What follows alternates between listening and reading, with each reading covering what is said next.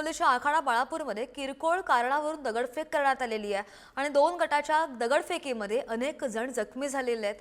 वाहनांचा सुद्धा बरंच नुकसान झाल्याची माहिती आहे। जमावाला पांगवण्यासाठी पोलिसांनी सौम्य लाठीचार्ज सुद्धा केला। दगडफेकी प्रकरणी आखाडा बाळापूर पोलीस ठाण्यामध्ये गुन्हा दाखल करण्यात आलेला आहे। बातमी पाहतोय हिंगोलीमधून आणि या दृश्यांमध्ये आपण पाहतोय ही एक्सक्लुझिव्ह दृश्य हिंगोलीमधून। हिंगोलीच्या आखाडा बाळापूरमधली दृश्य किरकोळ कारण होतं आणि त्यावरून दगडफेक झालेली आहे। 2 गटाच्या दगडफेकीमध्ये अनेक जण जखमी झाल्याची प्राथमिक माहिती समोर आली आहे आणि या दगडफेकीमध्ये वाहनांचं सुद्धा बरंच नुकसान झालंय।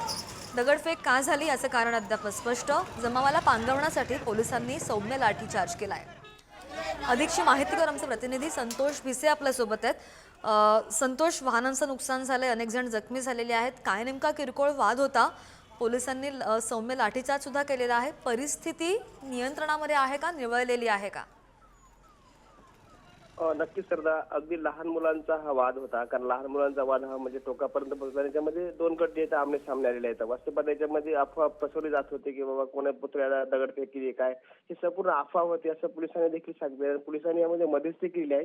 आखाडा मिलन चौकामधला हा प्रकार आहे। कारण पोलिसांनी मध्यस्थी केल्यानंतर हे जे 2 गट आमने सामने आले होते, गट कमी होत नव्हते, त्यामुळे पोलिसांना सौम्य लाठीचार्ज करावा लागला।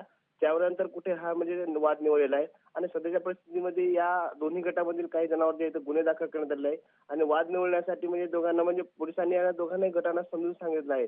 अद्याप तरी या ठिकाणी जे आहे ते तणावपूर्ण शांतता आहे।